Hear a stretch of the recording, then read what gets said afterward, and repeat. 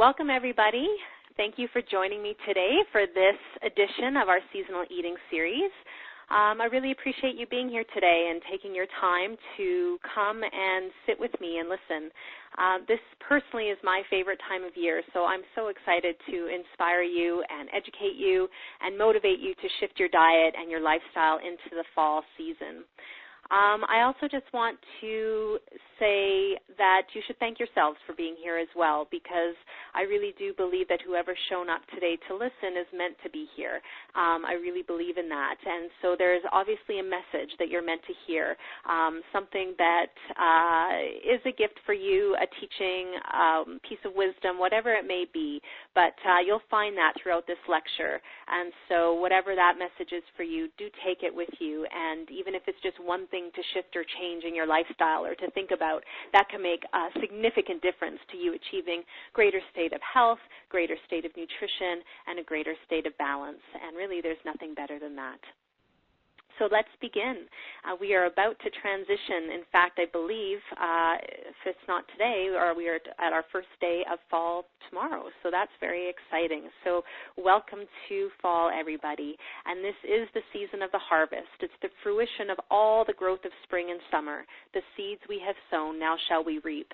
And if any of you have a garden, you'll see that. All of the hard work that you put into your gardens in spring and all throughout the summer, they're all now flourishing. You're probably picking so much from your garden, freezing for the fall season to come and winter to come, and really just enjoying all of the great efforts and beauty that you've grown on your own. So congratulations if you've done that in your own garden, because that's beautiful.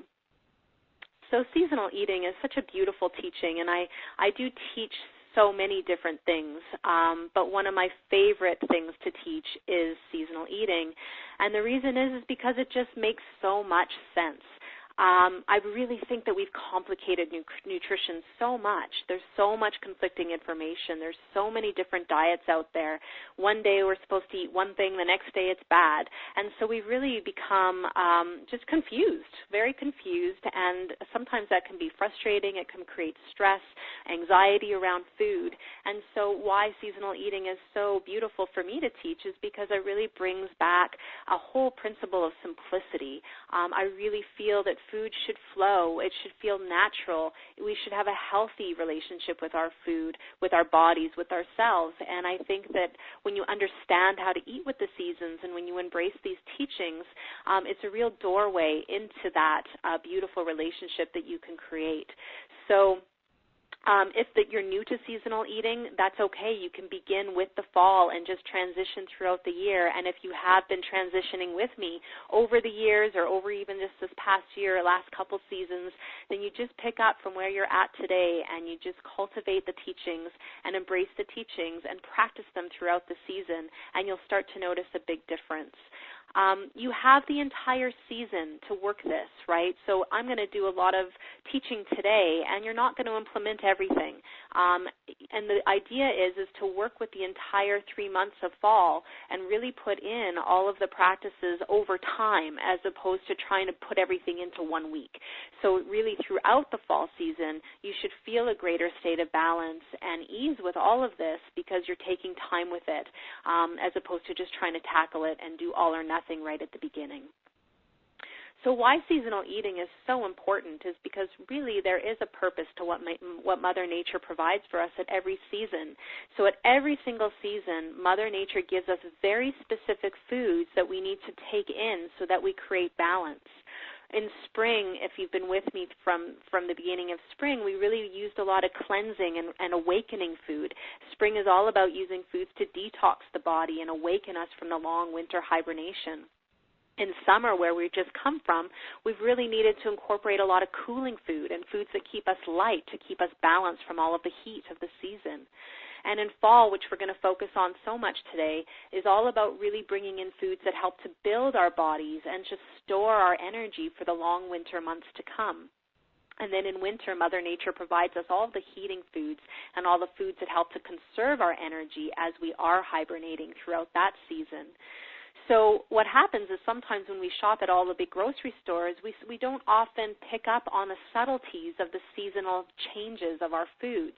But when we're shopping in health food stores, farmers markets, we start to see these subtleties. We start to see the differences of foods.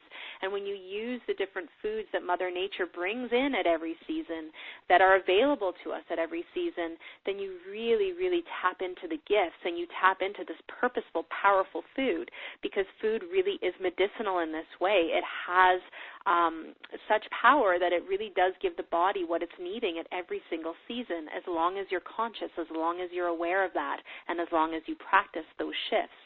So it's really important as well to change your food at every season, because it gives you variety. So many clients of mine have come in and they've said that they pretty much eat the same thing all year long. They'll have a smoothie for breakfast all year because it just works and they like it, or they'll have salad for lunch every day and often just have a repertoire of maybe 4 or 5 different dinners. And so although that's easy practice with nutrition, it's limiting because you don't bring in a variety of nutrients from your food. It also, when you don't switch up your diet, you can become very bored, you can become very unsatisfied, very unsatiated, and that can contribute to a lot of cravings. And so that will really be a hindrance and a roadblock to you achieving optimum nutrition throughout the year. So just by switching your foods every 3 to 4 months, you're going to create that variety, bring in what's purposeful at every season, and really help the body to stay balanced. One of the major reasons why I love teaching seasonal eating, and one of the most important teachings that I try to share with my clients, is the notion of awakening the intuitive eater within. So sometimes, because of all of the nutritional rules that are out there in our nutrition world, we often silence our own inner nutritionist. We don't listen to our own body, our own gut wisdom, our belly wisdom to guide us into what we really want to eat. Sometimes we might be craving something or really desiring something, but we don't eat it because we've been told we shouldn't, or it's not good for us, or, over the summer maybe you were just craving a whole bunch of fruit, but you might have limited it because your mind was telling you, oh, all the books out there, the nutritionists are saying don't eat a lot of fruit because you can gain weight. Or maybe you're tapping into the whole raw food diet, and even though there's a lot of wisdom there, if you're following a specific diet like the raw food diet, and all of a sudden you're really feeling like, God, I just want to warm up my body, I want to eat soup, or I'm really craving a cooked piece of, meat, then sometimes you don't listen to that body wisdom because you're listening too much to the mental chatter. Another example, the paleo diet. It's a great diet and it's good therapeutic intervention, but a lot of people will find over time they actually start craving grains, but they don't put them in because the diet said not to. So when you eat with the seasons, it really allows you to listen to your body because you're going beyond yourself. You're not just listening to your own body, but you're being guided by something bigger.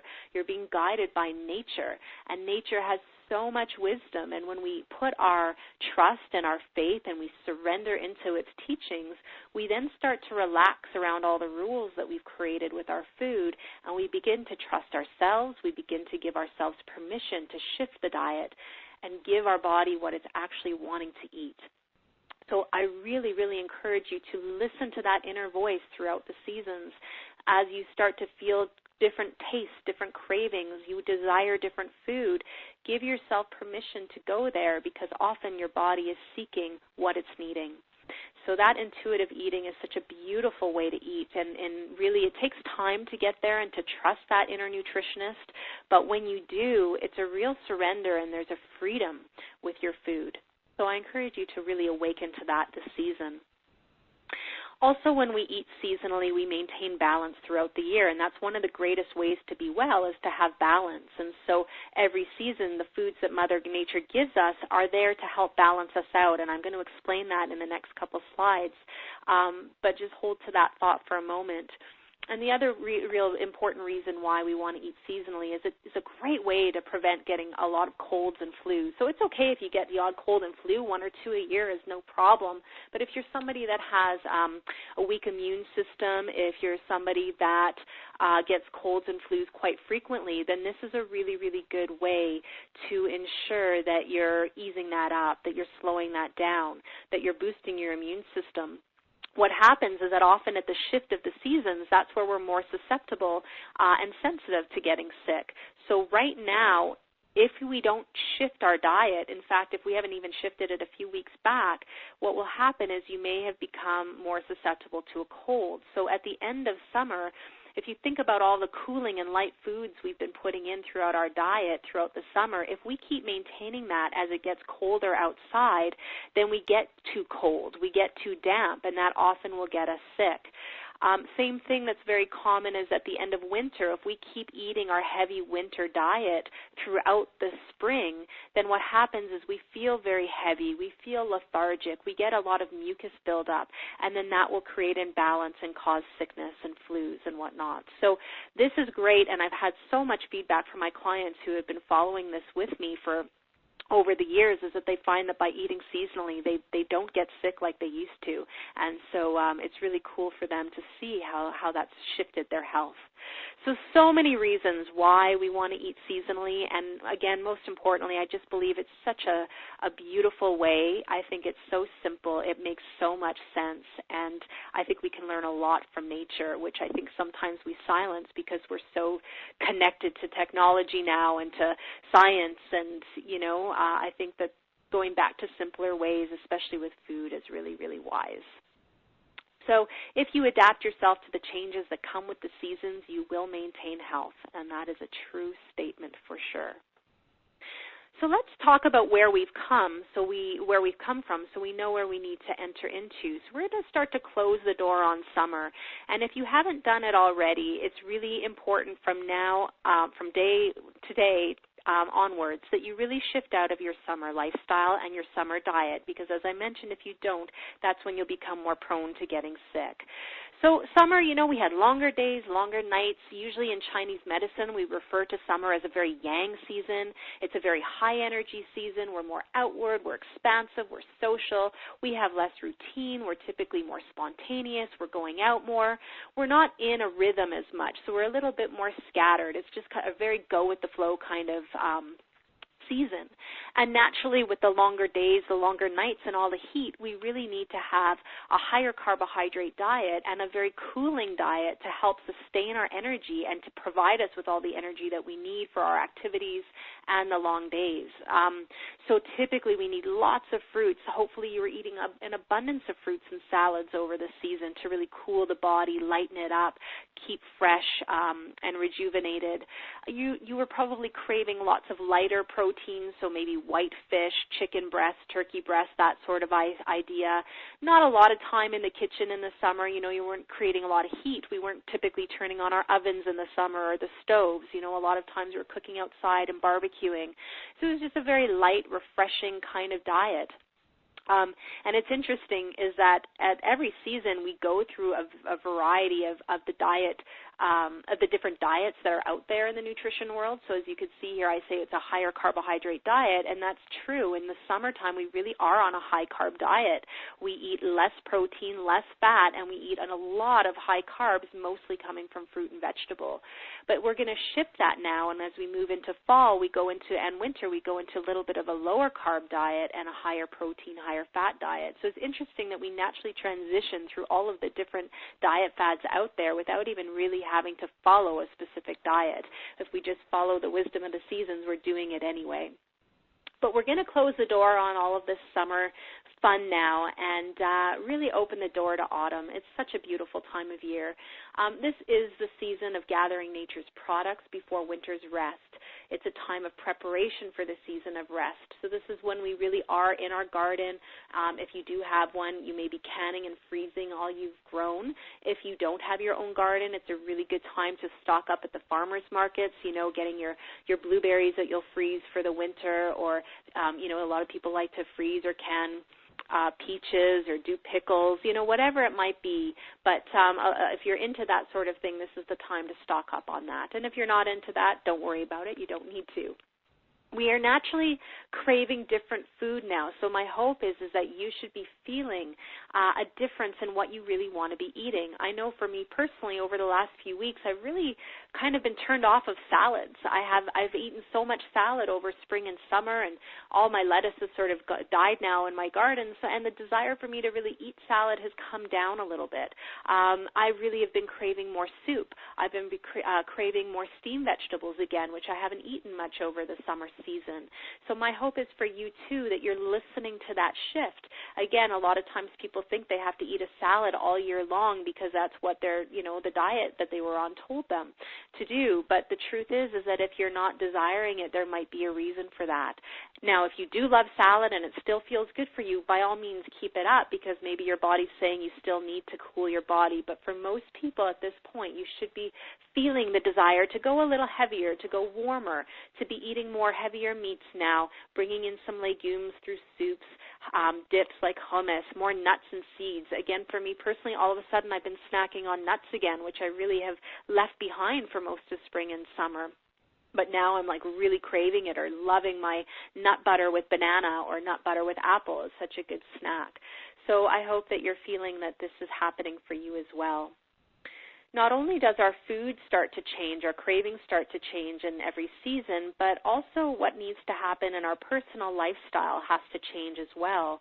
So this is the beginning of the yin cycle in Chinese medicine, where things are more grounded, we're more focused, we're more organized, and we emphasize routine and rhythm. So whereas summer was more spontaneous, now we go back into rhythm and routine. And I think for all of us, we're almost programmed to do that because of the school year. Every September we get back to school, we get back to routine, we get back to extracurricular activities. So especially if you have kids, you probably really notice this. But I know for me as well, that I just love fall because I like to be in that rhythm and routine again. Workouts start to become more structured. Eating is more rhythmic. And just being in rhythm and routine helps to create balance in the body, which is so important as well. Autumn does mark a beginning of a cycle of a personal turning within. So whereas summer we were more outward and expansive, now we want to sort of come more to within, more inward. We spend more time at home. We're refocused at work. We're spending more time on projects at home. Things that you may have left behind, like knitting, playing instruments, painting, reading, whatever that might be. Now is the time where we start to get back into those things. And it's exactly what's happening out in nature is what's needing to happen within. So just as the leaves and the fruits and flowers all fall to the earth, we too have the desire to root and ground ourselves. So that's a really important theme for this season, is we need to ground, we need to earth, because it's very windy outside at this time of year. And even today, as I was walking home from the park, I noticed that it was so windy, and all I wanted to do was just feel earthed and grounded. And we can do that by certain food and lifestyle practices, which I'm going to teach you to do today. So we'll talk a little bit about Ayurveda because this is really where the seasonal eating comes from. This is where it stems from Chinese medicine as well, but I teach it from an Ayurvedic perspective. So if you're not familiar, I will teach this to you, and if you are familiar because you've been working with me, this is just a quick refresher. So let's remember that Ayurveda is an ancient form of East Indian healing. It means the science of life. And Ayurveda, the major premise of Ayurveda is that in order to be well, we must be in a state of balance. And so Ayurveda really uses nature to help balance ourselves. It uses nature to help explain what's going on not only within our own body compositions, but within every season. So there's different body types in Ayurveda, but what we're going to focus on is that in Ayurveda, there's three different characteristics that happen within the seasons. So we're going to focus on fall, obviously, today. And fall we call the season, it's the Vata season. And if you think about the qualities of fall, it's made up a lot of air and space. It's cool, it's dry, it's windy, spacious, lots of movement happening. Think about all the leaves falling from the tree, all the fruits falling down to the ground. Just lots of movement around. And so what we need to do is counter those qualities to create balance. So we don't want to offer the body the same elements or the same characteristics that the season is giving. So, for example, if it's really cool and dry, we don't want to be eating cool and dry food. That's why we don't want to be eating our summer light fruits right now, or our cool salads and raw food too much at this point, because we'll exasperate the air and space within, and that can create a lot of cool and spacious qualities like anxiety. It can cause a lot of dry skin. It can cause constipation. It can just create an overall feeling of ungroundedness. And so what we need to do is offer the body the opposite of what is happening within the elements in nature. And that's what Mother Nature does for us. Without even having to think about it, those very foods that Mother Nature gives to us at this season help to counter the air and space. So what we receive then is the warming, the oily, the grounding foods, all through all the foods that I'm going to teach you today. So warming foods coming from and grounding foods coming from root vegetables, more soups, more stews, one-pot meals. We naturally enhance our oils. So all of those kinds of characteristics that we get from our food will really help to counter the air and space, the Vata season. So that's really, really important. So if you're feeling ungrounded, if you're feeling anxious, if you're noticing you're dry and cold, then that means that you're in a little bit of Vata imbalance now, and so it's very important that you embrace and cultivate these teachings today so that you can really bring yourself back into center, and that's really key. So before we go into the specific foods, I want to just talk about the organs that we need to support at this season. So as you have journeyed with me, many of you throughout the seasons, you know that at every season there's specific organs that need to be protected and nurtured. And this is a season to protect and nurture the lungs and the large intestine. And isn't it interesting that these are the two organs that get the most affected at this time of year? So when we're out of balance, when we get sick, it typically targets the lungs, meaning we usually get really deep, heavy, and wet coughs, colds, bronchitis, a lot of congestion within the lungs. Some people, especially older people, will tend to pneumonia at this time of year. And then the large intestine, when we get a lot of stomach flus, often tend to get affected at this time as well. So again, if we bring in the right food, if we bring in the right mental, emotional, and spiritual practices, then we can really help to protect these organs and prevent the lungs and large intestines from becoming too congested and preventing colds and flu at this time of year. So it's really important, and we're going to talk about that more. All the foods that I'm going to teach you will protect the lungs and large intestine, but later on in the session, you're going to hear about all of the things that can happen on an emotional level that can contribute to congestion in the lungs and large intestines. So we're going to really cultivate not only physical nourishment, but mental, emotional, and spiritual nourishment to protect these organs.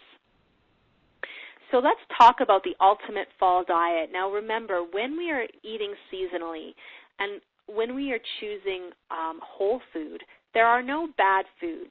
But what you want to do with every season is try to choose the most balancing foods most of the time. Okay, so again, there's no good or bad food when we're talking about clean, whole, natural food. But at every season, if you can eat 80% what's most balancing at that time of year, you'll do really, really well. Okay, so even if there's foods that aren't listed in here, but you really like them, by all means eat them, especially if you love them and you feel good with them. But if you can start to increase more of what we're teaching today, you'll find more balance. So the autumn diet is naturally fuller, it's richer, and it's more heat-producing in order to carry us through the chill of autumn and winter. You may want to consider a little autumn cleanse, and I use that term cleanse lightly in autumn. I would even just call it an autumn transition. Now, you don't have to do this, but some people really feel that in the transition of seasons, they actually like to do a little cleanse or a little, just putting an intention that you're actually shifting the diet.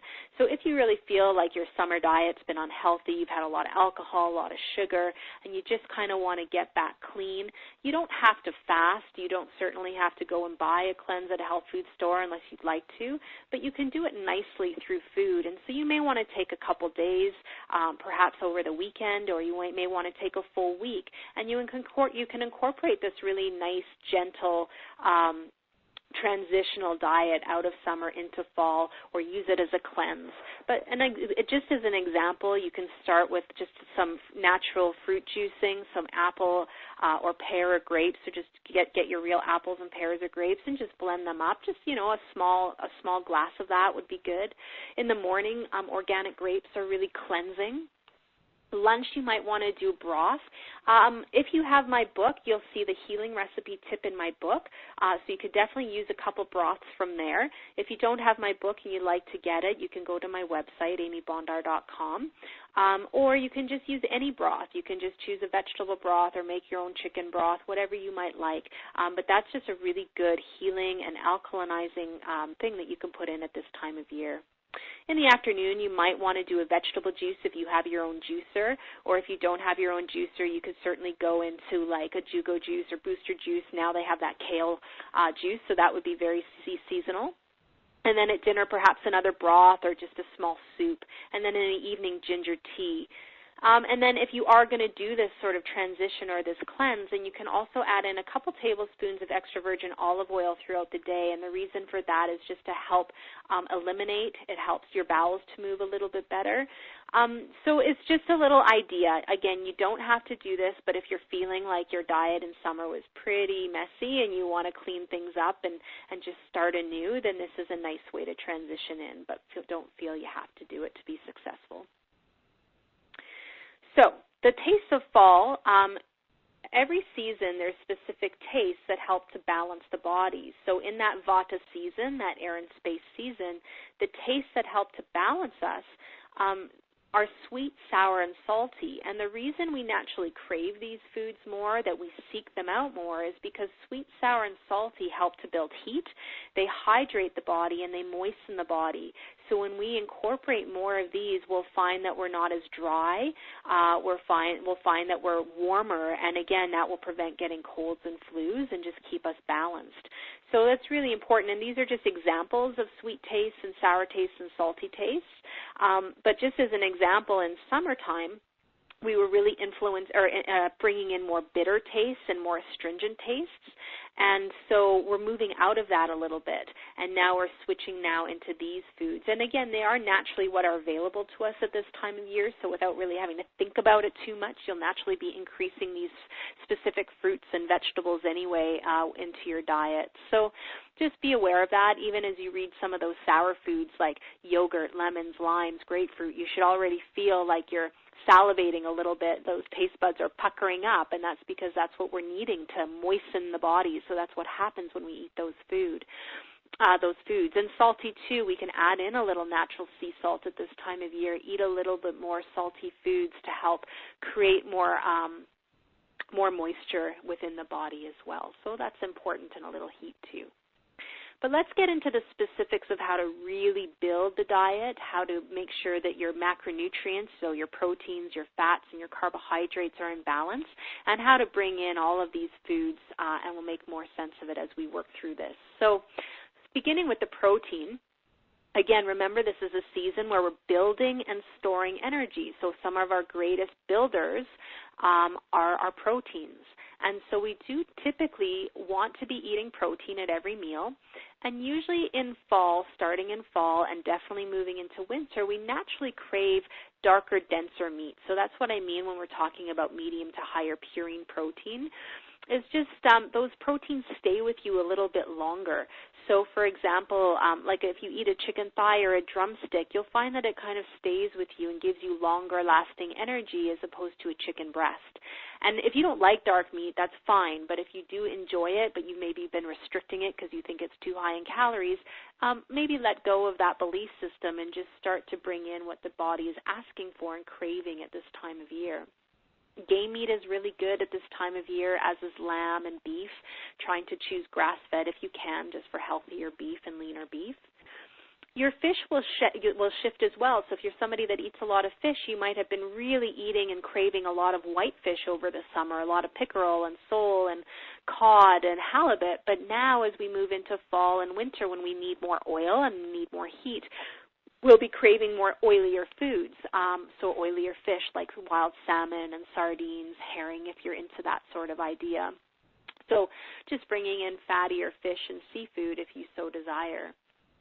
Legumes are good builders as well, and a really great practice at this time of year is a lot of lentil soups and bean soups. If you are still eating salads, you could add beans to your salads, but you could also be doing a lot of dips like hummus, for example. So these are just really good to bring in as well throughout the fall. Now, I'm not a big advocate of dairy, especially if you have a sensitivity to it or if you have a specific ailment where dairy can irritate it. But if you are fine with dairy and you enjoy it and it feels good in your body, it doesn't affect your gut or your skin, sinuses, anything like that, then bring it in at this time of year because dairy is more sour, and that's one of the tastes that we need to increase. I know for me, I don't really eat that much dairy, but all of a sudden every fall, and my husband pointed this out to me because I've just bought cottage cheese for the first time since last fall. So once a year I buy it. It's still sitting in my fridge, but when I saw it, I was like, oh, I really think I want that. Hadn't seen it in a long time, hadn't thought about it, but all of a sudden as we were moving into fall and transitioning over the last few weeks, I was like, yeah, I could actually really eat that now. Even cheese has been increased a little bit more in my diet. Personally, I recommend choosing a raw cheese where it's not pasteurized, so there's more enzymes in it, easier to digest.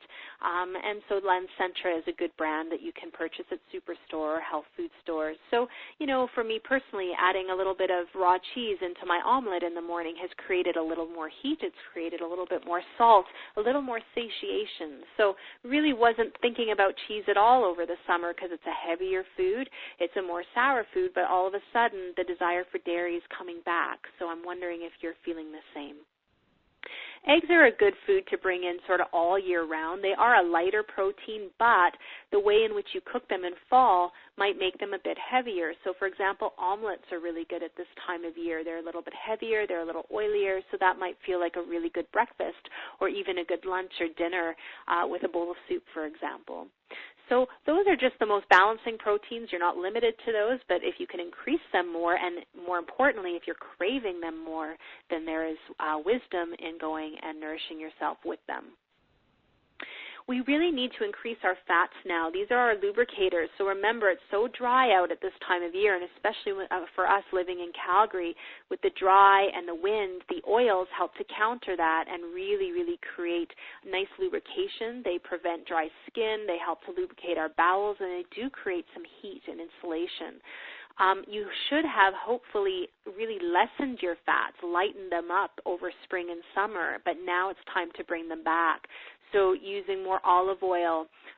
Ghee is clarified butter, or just using regular butter is fine at this time of year. Coconut oil is excellent to incorporate for your sautéing, for your stir-frying. If you're roasting or baking vegetables, you can use that as your oil. It does really well at high temperatures, but why I really like it at this time of year is that it's got a lot of antiviral properties in it, so it's a very good preventer for viruses right now. So that's a good therapeutic oil. We can use more sesame and sunflower oils, more nut and seed oils in general, because nuts and seeds are more plentiful right now and more desirable at this time of year. So things like walnut oil and almond oil if you choose. Do increase your nuts and seeds and nut butters. Again, walnuts, pumpkins, sunflower seeds, whatever you really like to eat, go for.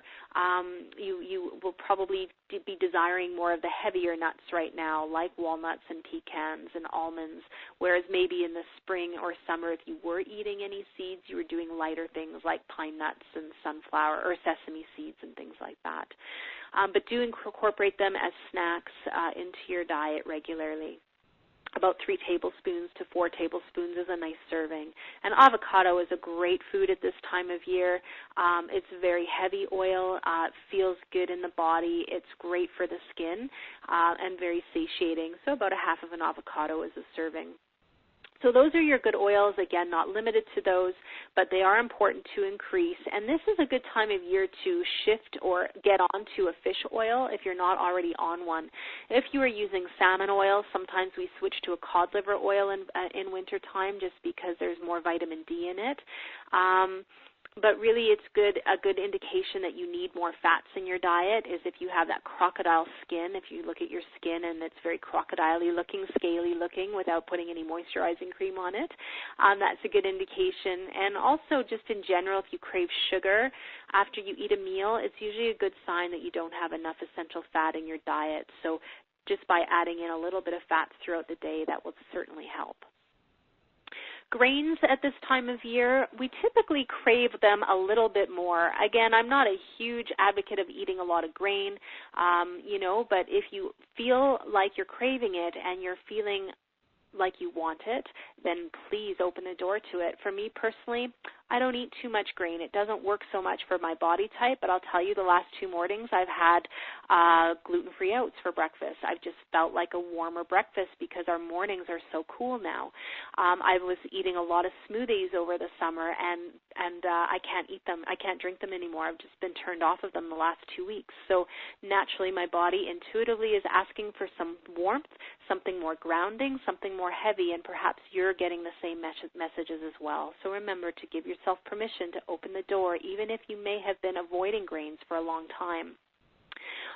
If you are not meant to be eating grain for any therapeutic reason, or if you're sensitive to gluten, obviously don't put those in if you know they don't work for you. But if you are okay with grain and you enjoy it, typically a serving a day is a nice balancing approach, and usually the heavier, more sour, more grounding grains are desired right now. So brown rice and oats, millet and barley, amaranth and quinoa are good just because they're a little bit higher in protein, meaning they're higher in amino acid profile. So those are really nice ones to bring in. And if you do eat bread, something like the sourdough bread, because remember, we're looking for sour taste. So sourdough is a good option. I personally like the sourdough spelt bread from the Lakeview Bakery just because there's so few ingredients in there and there's no sugar or yeast. So it's a nice bread to incorporate if you so desire. But just remember that grains, although they provide a purpose at this time of year, they can also be congesting if you eat too much. So you don't want to go too heavy on them. You just want to be slight with them. But typically 1 serving a day is ideal. And you just listen to your body on that. So let's talk about fruits. We really, really hopefully ate an abundance of fruit over the summer. That was really the time of year to get them in because they're necessary to cool and create lightness and create hydration. But now we're going to limit our fruits again, typically looking maybe at about 3 fruits a day, whereas in the summer my sense is for many people we're probably doubling that or just eating a whole bunch more. And so now what we want to do is fall with nature. We want to eat what's fallen off the vines and falling off the trees. So going back to apples and pears, and the grapes are so good right now. Tomatoes coming off of the vines in your gardens if you have them. And really over the course of the season, as we get further into fall, deeper into fall and closer to winter, we're going to use a lot of the high vitamin C fruits like orange and pomegranate and grapefruit to help give us more vitamin C to boost our immune system. You might be desiring a little bit more dried fruit now as well, especially as we get deeper into fall and closer to winter. So you can incorporate a little bit of dried fruits. And you might even be thinking about maybe stewing your fruit or baking your fruit as well. So if you have your oatmeal, you might want to stew some apple or pear into that oatmeal or have some baked apples. You'll see with your handouts that you get today, you're going to have some fall recipes. There's about 10 recipes, and there's a nice recipe in there for baked apples, so you can try that. But typically 3 fruits a day, and the thing that you should just be mindful of right now is your desire for fruit should be changing. So even all those summer fruits that you were really enjoying, like watermelon and nectarines and peaches, a lot of the berries, all of those are starting to turn now. They don't taste as good. They don't, you may not even be desiring buying them anymore, but all of a sudden you're really turned on to apples again. So this list, again, you're not limited to it. There's certainly other fruits that are good at this time of year, but these ones are the ones that are typically more, especially apples, pears, and grapes, tomatoes, they're typically more seasonal for us, and they are more local, I should say. They grow more locally for us, so we want to incorporate them as much as we can. The vegetables for autumn, again, we might not be craving as many salads and bitter greens, so don't force them in. If you're forcing them and totally turned off, don't do it. Start to warm up your plate. Start to warm up your body with the earthy, insulating vegetables. You should be craving more soups now and stir-fries, starting to steam and saute your vegetables more than you have been over the summer months. And over this course from now until the end of winter, we're going to really, really incorporate the root vegetables because they ground us. So remember, this is the air and space season. Lots of wind, lots of coolness, lots of movement out in nature. And so the root vegetables literally root us. They ground us, they earth us, and they really enhance the moisture in the body. So it's important to bring these in and cook with them more than maybe you have been over spring and summer. And other vegetables that aren't root vegetables also are seasonal, and you might notice this especially if you have your garden. So lots of kale and Swiss chard and sprouts, Brussels sprouts, cabbage, broccoli, cauliflower. These ones really, really do well at this time of year in the gardens. They really withstand the cooler temperatures, so they work well. They're a little bit more hardy. Spinach is a little bit more hardy of a lettuce green if you're going to use that versus like a butterleaf lettuce, for example. So you can incorporate these. Seaweed is good to bring in at this time of year because remember it's a little bit salty, so that's the kind of moisture we want to enhance. So you can buy nori at the health food stores. Actually, most grocery stores carry it now, and you can make wraps with nori.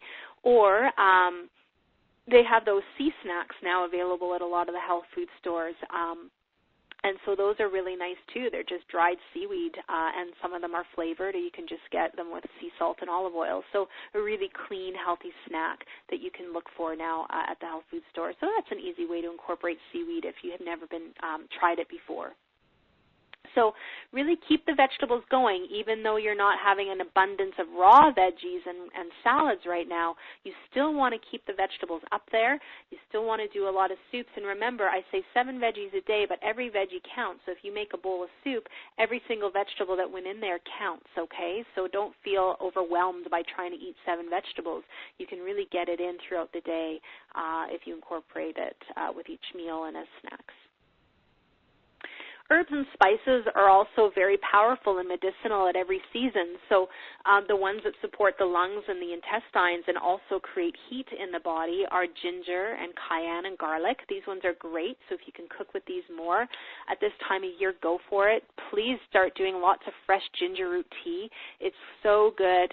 So it breaks up mucus so nicely. It's a great one if you're sick. And just in general, it's a good practice to incorporate in the evening or throughout the day, just drinking some nice ginger root tea. So just buy fresh ginger root, just take a chunk off, peel it, and steep it in hot water. Super, super easy. If you want to go into a little bit more medicinal teas, we can go into things like comfrey and burdock and licorice. These ones, they coat the lungs and they coat the intestines more in a positive way. So they're really healing for those organs. So certainly if you find that you are more sensitive, you do typically get lung infections or bronchitis or a lot of mucus in your lungs, or you notice that your bowels are very sensitive, then these teas are quite healing. And you can buy them in bulk. You can buy the tea leaves in bulk at the health food store, specifically at Community Natural Foods, and then you can just steep them and make teas out of them. And in your cooking in general, really incorporating more of the warmer spices and herbs now. So cumin, ginger, and turmeric is a really nice spice blend, mixing those together and putting those on chicken or in soup. Even sprinkling them on top of your steamed vegetables is really nice. Or what you can also do is incorporate more things like nutmeg and cinnamon, cloves. Those are all warmer, really nurturing, lovely herbs at this time of year and spices. And what you can do is you can even take something like some cloves and nutmeg and cinnamon sticks, and you can even put that in a little pot of water and burn that on your stove. And then your kitchen and your home will smell really nurturing and yummy for fall. Excuse me. So here's an example of some nice, delicious fall dishes. Some of these are in my book, the recipes. Some of them might be in the fall recipe handout that you're receiving today. But these are just some ideas that should really feel tempting and really calling you right now. So something like a pumpkin or a squash soup topped with some crushed walnuts, maybe roasted root vegetables and lamb. That's a nice dinner. A butternut squash and apple soup. If you do a salad, you just might warm it up, make it room temperature and use more of the seasonal vegetables at this time of year. So less of the typical cucumber and bell peppers, radish kind of idea that you see in a lot of salads, garden salads. Now maybe you're doing a few different things like putting some root vegetable in there, artichoke hearts, or some seasonal tomatoes. And you can even warm the salad up by shifting your dressing. So, olive oil is great. You can certainly use it at this time of year, but you may want to make a little bit of a heavier, creamier dressing, and a good way to do that is with some tahini, which is just sesame seed butter. So those are just some ideas. Porridge in the morning is really nice, and doctoring that up with some seasonal seeds or fruits. Baked apples, as we've discussed. One of my personal favorites at this time of year is a bison meat sauce over spaghetti squash. That's really yummy.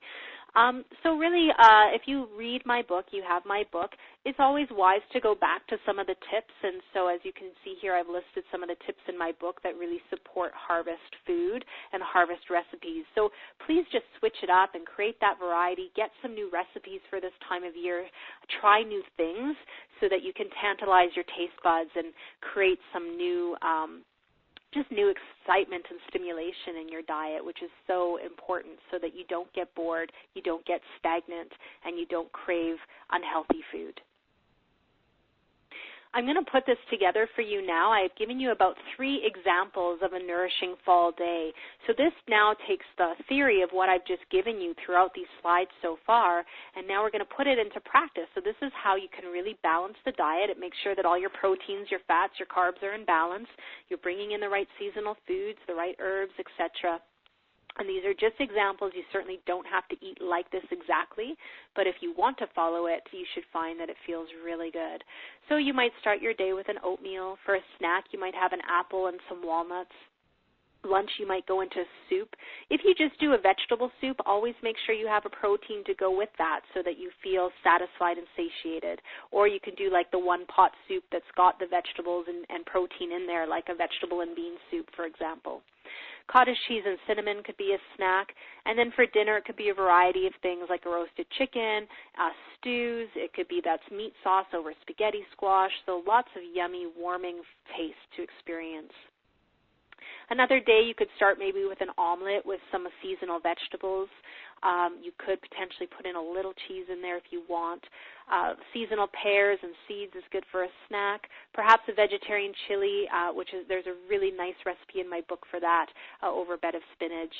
Just maybe a cup of one of those healing or therapeutic medicinal teas in the afternoon. And then for dinner, it could be a pot roast or some lamb chops, wild rice, whatever you'd like. Pardon me, that should actually say brown rice, not wild rice. Wild rice is totally fine. It's just brown rice is a bit more seasonal. I'm going to change that. Another example in the morning could be some smoked salmon on that slice of sourdough spelt bread and just put a bunch of vegetables on there. You might do some dried fruit in a morning snack. In the afternoon, you might try some of those nori wraps as opposed to using sandwiches or bread for sandwiches. Healing broths are so nice at this time of year, just doing a nice liquid broth in the afternoon. That's a really good way if you're really feeling fatigued in the afternoon or if you crave a lot of sugar or salt in the afternoon. It's a great thing to put in, just a cup of healing broth. There's a lot of minerals in it. It's very alkalinizing. It's a little bit salty, so that's really good at that time of day. For dinner, maybe some dark chicken with ratatouille, which I've given you a recipe for, or something like salmon with kale and brown rice. So all of those are good. I think in your recipe handout you should also have a nice warm kale salad. That's a really delicious salad. So lots of things to enjoy and to try. So I hope that feels really tantalizing for you, that you feel excited about that, where you're saying like, wow, that looks really good. And I hope that you're starting to feel a little hungry so that when you're done this lecture, you want to go enjoy some good fall food. So that is the food. Now let's move into our lifestyle, because as I said, not only do we need to shift our diet at every season, but we have to shift our lifestyle as well. And if we don't do that, so if we're still living that busy, hectic, spontaneous, free-flowing summer lifestyle without any rhythm and routine, if we keep doing that, we're going to really unground ourselves and create more anxiety at this time of year. So just as I said earlier, as the leaves are falling to the ground, we too need to start turning within and coming home towards ourselves. So this is the beginning of that. Autumn marks the season of that turning within, and if you follow me through the winter diet down the road, we're going to find that we really, really go inward even more. So this is a time where we are looking at writing and reading, painting, knitting, just nurturing our family, our relationships more. We're usually at home more. This is a time of year for communication. So remember, a lot of times we get sick in the chest if we're not getting things off of our chest. So that's another reason why we can really congest our lungs. So this is a time of year to really expand your thoughts, expand your communication, get things off of your chest if you need to. We're going to spend more time in the kitchen. I'm going to really encourage you to get inspired in your kitchen, to spend time there, because it really is the spiritual center of the home. It's where transformation and energy take place. If you think about, for me, some of the greatest memories for me is coming home from school and just smelling a home-cooked meal. It's just such a nice thing to have, this like heat and nurturance and nourishing food coming through your kitchen is such a lovely way to just create your home. If you think about your kitchen, it's often where a lot of stuff happens. It's where the family congregates. It's if you go to a party, most people congregate in a kitchen. Lots of stuff happens in a kitchen, hopefully not just clutter. Just, really think about how can you create more joy, more nurturance, more heat, more love in your kitchen. And even if you live on your own, it's about nurturing yourself. I have a tip in my book on that about cooking for one, so please read that. If you don't like to cook for yourself, rethink that. Change your belief system, because cooking for yourself and for others is an expression of love. And we've typically moved away from the kitchen in the summer, but now it's about reconnecting and getting back in there. So really think about how you can enhance your kitchen and make it more appealing for you to spend some time there. Find some new recipes. Think about one-pot meals. Crock pots are great at this time of year. And really do a lot of freezing so that when we get home from a long day of work and it's really dark outside and cold, you don't want to cook, you can easily just grab something from your freezer and reheat it on the stove. So that's a really good practice to start cultivating now and carrying it through all the way to wintertime. Balancing our emotions is so important because really what goes on in our emotional world affects our physiology. What we say is sometimes our story of our lives is written in our physical world. So, sometimes why we manifest symptoms and illness and disease is due to what's going on in our mental and emotional world. So if we don't resolve our emotions, our physical body becomes impacted. And I see this so much in my work. So much of my work now is focused on this area. It's not just about nutrition. It's 50% of what we eat is important, but the other half is who we are as eaters, but also what's going on in our mental and emotional world that's contributing to our health problems, but also contributing to maybe our poor relationship with food and our bodies and ourselves. So this is a really big area to work in.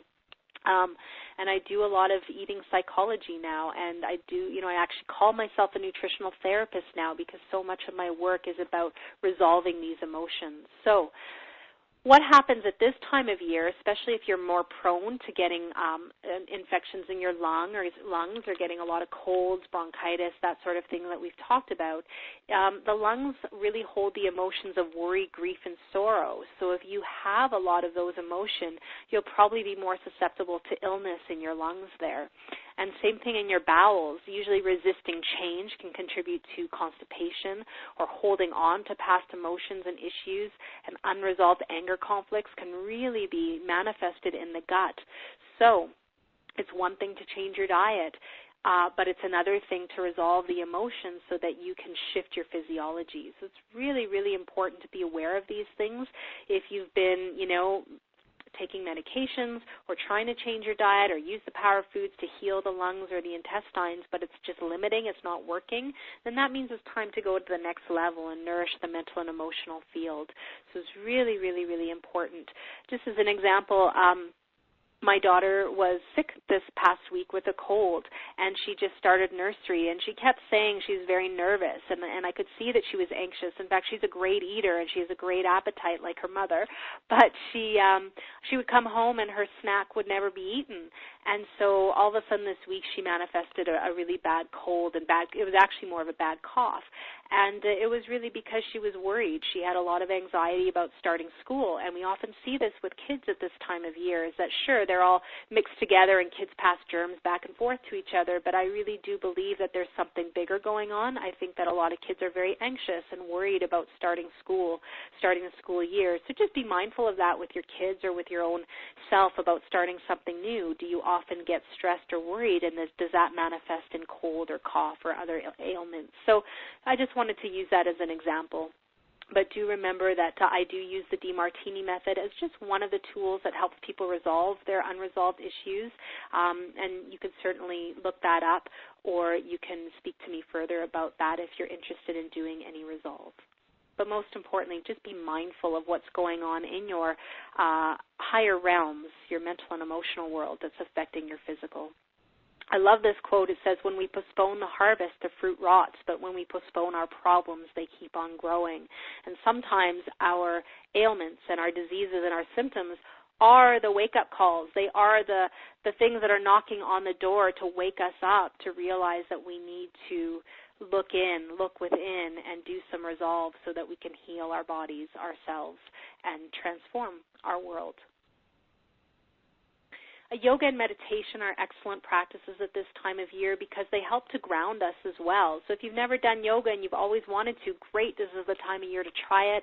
Or if you've been doing the same yoga, maybe try something different classes, a different style of yoga, or just keep your practice going.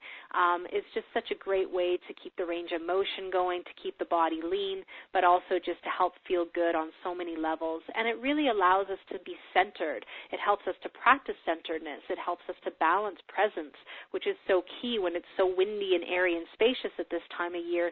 We need something to earth and present and ground us, and so yoga is a really good thing for that, as is meditation.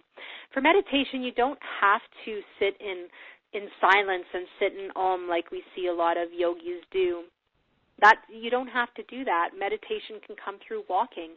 It can come through listening to a piece of music. It could come through even cooking as a form of meditation. So anything where you're just present and focused and disconnected from technology, from texting, from twittering, from doing all that, is just a disconnect from that, and it's a connection with yourself. So it's a coming home to yourself, and that's something that you really want to start to practice at this time of year. And remember, your mental state can be reflected in the freedom of your bowels and the ease of your breathing. So the more relaxed we are, the more present we are, the more centered we are, the more we can breathe deeply, and the more we find that our bowels are relaxed and able to move. And by the way, when we are more relaxed, when we're in this relaxation state, this parasympathetic state, not only do we digest our food better, not only do we assimilate our nutrients better, but we actually burn calorie much more effectively than if we're in high stress.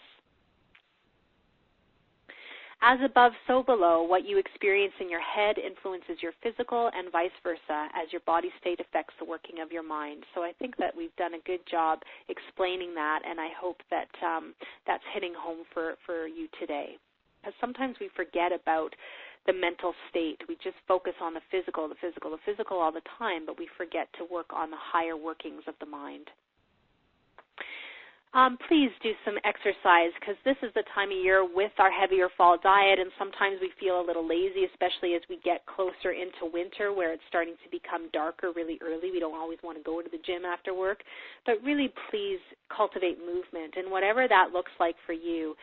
Really important. It's a good way to get the lungs open, the mucous membranes open and clear. It does keep the bowels moving, so it does support those organs that become sensitive right now.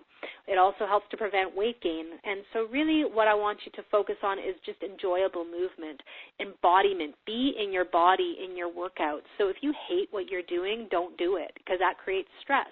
Find something you love to do. If you feel like you just love swimming but you never go, do it because it'll make you feel so good and it'll put you into relaxation and you'll burn calorie better. But more importantly, you'll just enjoy it and you'll have fun and you'll seek pleasure with movement as opposed to feeling like you're forcing workouts. So do find something you love. Stick with it, and try to find something still outside because it's just so beautiful too. So the longer we can be outside, whether it's hiking or walking or jogging, if that's something that interests you, cycling, just so that you're in the fall season, in the leaves, within the wind, all of it, that it's such a good thing, especially because we're having such a beautiful start to fall.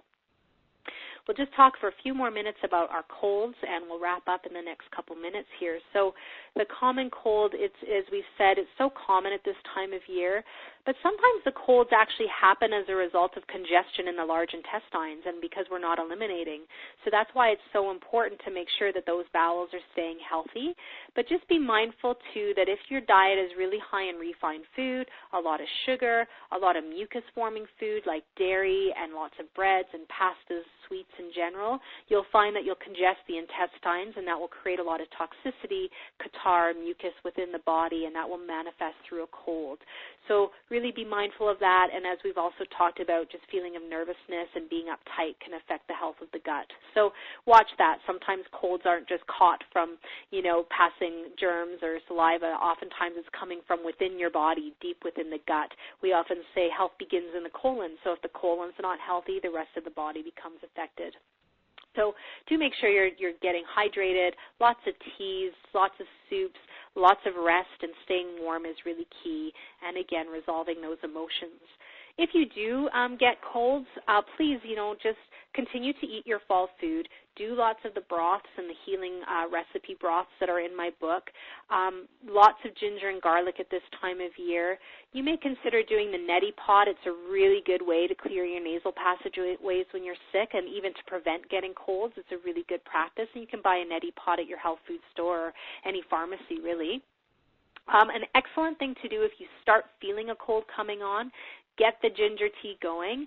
Have a hot bath, as hot as you can take it, with about 1 to 2 cups of Epsom salts. That'll really help to sweat things out for you, really create a lot of steam in your shower and your bathroom, so that's really important. Chicken soup is always great, and most importantly, rest. So these are really easy practices to cultivate as opposed to self-medicating. Often, when you buy cold decongestants and things like all those medications over the counter for your colds and flus, what they do is they suppress. They don't actually take away. So you don't want to suppress the mucus. You don't want to suppress the cough, the cold. You actually want to get it out of your system. So let it come out, let it work itself out by doing the helpful things and by getting rid of the things that are more mucus-forming. And for supplements at this time of year, sometimes we go off of our supplements in the summertime, so it's a good thing to reconnect and get refocused right now. Vitamin D, definitely, recommending about 4,000 IUs a day for an average dose starting now. Fish oil for sure is a good thing to implement at this time of year. Minerals are good, so just like a good multi-mineral, it helps to prevent aching of joints and just keeps more alkalinization in the body. And definitely a good probiotic is wise too, just to keep the intestines healthy, to keep the healthy flora in the gut. So those are just some really easy foundational supplements that you can find. And if it calls you and if you're wanting to be on supplements, then those would be what I would recommend. So finally, my friends, just to leave you with some fall wisdom, fall practice, embrace the season of the harvest. I really hope what I shared with you today was inspiring, made you think, made you start to crave and think about some new foods that you want to bring in, and maybe even gave you some permission to shift your diet and change it to the way in which your inner nutritionist was already asking you to do. Do enjoy the crisp, fresh air. Yep, it's getting cool out there, but it's so refreshing, really cooling us down from that hot summer. So get out there, enjoy the leaves and the changing colors. It's so beautiful right now. Do admire the harvest moon and enjoy, really, really enjoy all the delicious fall tastes and all the delicious, wonderful, comforting foods at this time of year. I will take some questions now. You had the opportunity, I think, to type in some questions, so if you do have anything to ask, feel free. Tammy will help with the questions at this point. And other than that, I just really want to wish you well and enjoy your fall as much as you can. welcome to the season of the harvest, my friends.